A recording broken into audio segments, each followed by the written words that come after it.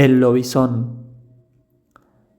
Esta historia es el inicio de una serie de investigaciones que vengo llevando a cabo sobre situaciones extrañas y perturbadoras que vivieron algunos de mis familiares. Ellos muchas veces pudieron enfrentarlas y superarlas a costa de un enorme sacrificio físico y mental. En otros casos, fueron desbordados por el terror que les tocó vivir y perdieron demasiado. Dadas las circunstancias incomprensibles que he estado experimentando en los últimos días y que se asemejan, en cierta forma, a estas situaciones de las que fueron protagonistas miembros de mi familia, he decidido llevar un registro de las investigaciones con podría llamarlo diario. Tal vez así sea capaz de canalizar temores e interpretar mejor lo que está ocurriendo. Todo comenzó hace mucho tiempo con un cuento.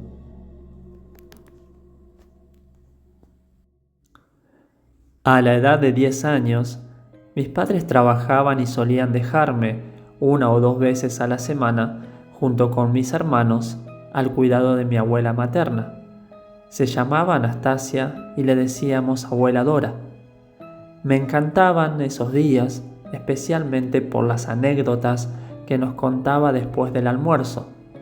Una vez que ella terminaba de lavar los platos y nosotros de hacer la tarea y de ayudar con alguna que otra labor doméstica, se sentaba en el patio con la pava y el mate y nos relataba historias de miedo. Estas historias narraban eventos que, supuestamente, le habían ocurrido cuando era joven y vivía en el campo. La abuela Dora nació en Corrientes, pasó su infancia allí y después se mudó a Misiones, en donde conoció al abuelo Indalecio. Por supuesto que mis padres no estaban de acuerdo con que nos contara estas historias. Los miedos de mis hermanos más chicos a la hora de dormir generaron algunos reproches y charlas para cambiar la situación. Como yo era el mayor, trataba de demostrar valentía por las noches, pero debo admitir que, en aquellos tiempos, las historias me generaban cierta inquietud y, en ocasiones, tardaba bastante en dormirme. Ante las observaciones de mis padres, la abuela simplemente contestaba una y otra vez que iba a dejar de hacerlo, y con eso se terminaba el problema. Sin embargo, por aclamación popular, ella cedía a nuestros pedidos y nos volvía a relatar sus historias después de almorzar. Esto con la promesa de que no nos íbamos a asustar y de que tampoco íbamos a decir palabra alguna a papá y a mamá. En una fría tarde de otoño, acompañados por una brisa suave y un silencio inquietante, nos sentamos alrededor de la abuela Dora, que nos relató lo siguiente. Era el cumpleaños de Esther, su hija más chica, y se estaban preparando para el festejo de la noche. Decidieron armar todo un poco lejos de la casa, en un clarito donde tiraron aserrín para lidiar un poco con el barro de las lluvias del día anterior. En esa parte del terreno había bastante espacio libre e iban a entrar cómodos. Lo negativo fue que la casa y el baño quedaron a media cuadra, pero el camino para ir y venir era directo y sencillo. Sacaron la mesa del comedor al patio y armaron 3 más con algunos tablones y caballetes. Las acomodaron en fila, formando una sola mesa de unos 20 metros. Pusieron los manteles blancos que su hermana Felipa les regaló. Eran tan anchos que llegaban hasta el suelo por los bordes. Por suerte, el largo alcanzó bien y la mesa estaba hermosa. Colocaron varios mecheros que emitían un poco de luz sobre la vajilla. A eso le sumaron 2 soles de noche para que el patio esté mejor iluminado. Era un contraste lindo, decía la abuela, refiriéndose a la luz y al bochinche de la fiesta que interrumpían apenitas la negrura y el silencio del monte. Una de las pocas cosas que hizo el abuelo Indalecio hasta ese momento fue quemar bosta de vaca para ahuyentar a los mosquitos. La abuela Dora lo quería mucho y por eso se había casado con él. Nos contaba esto con un tono amargo, pero con el paso del tiempo el abuelo se iba poniendo cada vez más cascarrabias y se mandaba muchas macanas. No podía hacer bien labores tan simples como espantar insectos. Lo que ocurrió fue que quemó demasiada bosta y levantó semejante humerío que nadie iba a poder sentarse tranquilo. La abuela se lo dijo e Indalecio le rezongó un poco antes de arreglar el problema. Después, medio tambaleándose y enojado, se buscó un lugar en la mesa para seguir empinando el codo, solito, porque ninguno de sus compañeros de tragos había llegado todavía.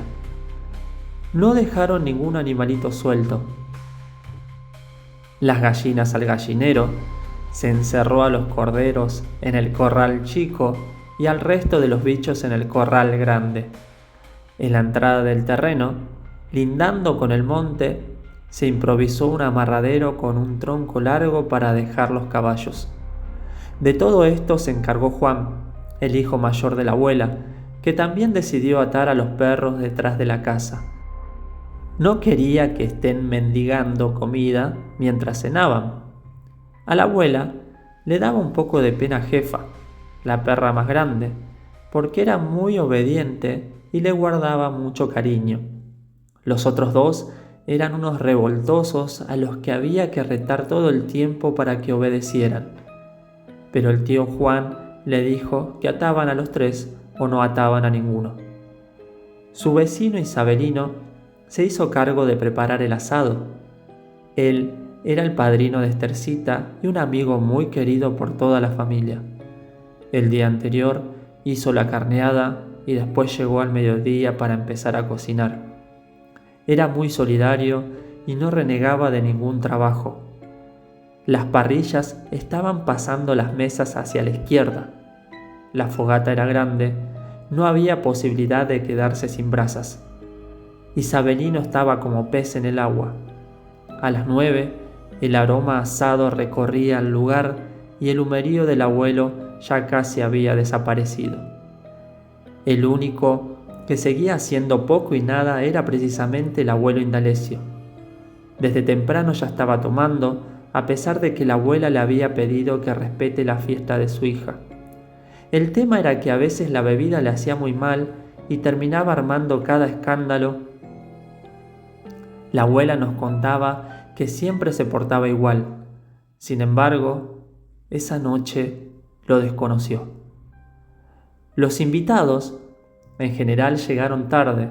Los caminos estaban llenos de barro, el viaje en sulky se hacía muy lento y a caballo no cambiaba mucho la situación. Lo único positivo fue que el clima mejoró. El cielo estaba despejado, no hacía ni calor ni frío, y una enorme y redonda luna permitía distinguir un poco mejor los caminos que cruzaban el monte. A eso de las 11, estaban acomodados y cenando. Por suerte, habían podido asistir la mayoría de los parientes y amigos. La mesa alcanzó justito para los grandes, pero tuvieron que armar una más al costado para los gurises. Estercita fue la única niña que se quedó en la mesa principal. Era la cumpleañera y la acomodaron en la punta que daba a la casa, en una silla alta para que todos la vieran mejor. Estaban terminando de comer cuando la abuela notó que el abuelo Indalecio no estaba con el vaso en la mano. Lo vio pensativo, girando el cuello a cada rato para la oscuridad del campo. Uno de sus compinches, Don Gómez, le hablaba, pero Indalecio parecía estar en otro lado. Estaba atento, como si hubiera escuchado algo a lo lejos que no podía identificar. De repente, se paró y caminó rapidito para el rancho. No parecía una cuestión de urgencia del vientre porque el baño estaba para la izquierda y él encaró para la derecha, hacia la casa. No creyó tampoco que iba a buscar caña o alguna bebida. Sobre la mesa estaban las damajuanas repletas de vino. Igual, La abuela no le dio importancia a su locura y lo dejó irse sin decir nada. Solo prestó atención a Estercita, que rebosaba de alegría. En ese mismito momento lo escucharon. Un aullido espantoso que provino del monte les puso la piel de gallina. Todos se callaron y agudizaron los oídos para identificar su procedencia. Una de las vecinas dijo que era un perro. Lo dijo sin mucha seguridad. «¿Algún zorro?», propuso Isabelino. La abuela asintió, aunque sabía que ninguna de las dos opciones era certera. Pasó un momento y la tranquilidad y la conversación fueron volviendo de a poco, hasta que lo escucharon nuevamente, pero mucho más cercano. Otro aullido de ningún animal conocido terminó con la fiesta. El sonido le heló el corazón a la abuela. La amenaza fue inmediata y se dio cuenta de que era señal de algo todavía peor. Isabelino fue el único que se levantó. Fue hasta la parrilla y tomó una rama con fuego para usarla como antorcha. Lentamente caminó hacia la entrada del terreno, para el lado en el que estaban los caballos y los sulkis. Los animales relinchaban y se movían nerviosos.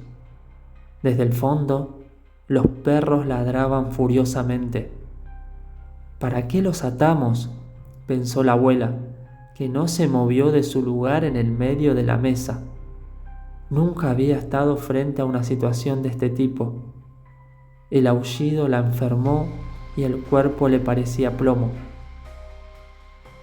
En esta parte del relato, la abuela Dora se detuvo y nos dijo que, si teníamos miedo, no iba a seguir porque venía la parte más fea. «Seguí, abuela, por favor», fue la respuesta unánime, y la abuela siguió. Isabelino se alejó unos metros de los caballos y se quedó parado, inspeccionando las cercanías. Moviendo la antorcha poco a poco, trataba de descubrir el origen del sonido, pero para ese lado ya no se llegaba a ver mucho. Detuvo el fuego apuntando hacia unos matorrales y ramajes que se encontraban justo delante. Otro sonido espantoso volvió a escucharse. Esta vez fue un gruñido intenso. La abuela deseaba que fuera un perro salvaje, un poco grande, al que echar fácilmente. Entonces, la antorcha cayó de las manos de Isabelino. Frente a él saltó lo que de alguna forma parecía ser un perro, pero no lo era. El pelaje totalmente negro, el cuello ancho y robusto, las orejas triangulares y un hocico que anticipaba una mandíbula desproporcionada. Al contarnos esto, la abuela nos llamó la atención sobre lo amarillo de los ojos que perduraba en la oscuridad. Su espanto, y el de todos seguramente, fue un aumento mientras la criatura se ponía de pie a centímetros de Isabelino. Definitivamente no era un perro. Desde el suelo, la antorcha iluminaba tenuemente la escena. Isabelino fue levantando la cabeza como hipnotizado, siguiendo los ojos de la bestia que se elevaron hasta sobrepasarlo. Era enorme, medía más de 2 metros y su forma, en esa posición, parecía algo humana. Fueron solo unos segundos. El animal abrió las fauces con verdadera velocidad y atrapó la cara de Isabelino. Lo sacudió como si fuera un muñeco de trapo. Se escuchó un quejido leve y luego un crack. La gente hizo lo que pudo. Los que reaccionaron más rápido, además de gritar, corrieron a la casa. Varios chicos quedaron llorando, olvidados por sus padres ante la desesperación del momento. Estercita Estaba sola en el final de la mesa. Llamaba a la abuela a gritos. La abuela corrió atropellando sillas y a algunos rezagados que no decidían qué hacer. Los caballos se soltaron y pasaron como viento rozando las mesas, huyendo sin ninguna orientación. La abuela llegó hasta su hijita, la abrazó y recién ahí miró para saber dónde estaba la bestia. La bestia soltó el muñeco ensangrentado que cayó ya sin vida en el aserrín del patio. El fuego de la antorcha terminó de extinguirse junto al cuerpo de Isabelino. En la oscuridad solo quedaron los ojos amarillos de la bestia, ojos que se posaron en la abuela y Estercita. La abuela estaba aterrada. Vio cuando la bestia se acercó a las mesas, vio cuando se puso en 4 patas y entró por debajo de las mesas como si fueran un túnel directo a ellas. Vio las mesas que se iban elevando una por una a medida que la criatura se acercaba. Los platos, cubiertos, comida saltaban indicándole su cercanía. La abuela, en ese instante, cerró los ojos y pensó en Dios.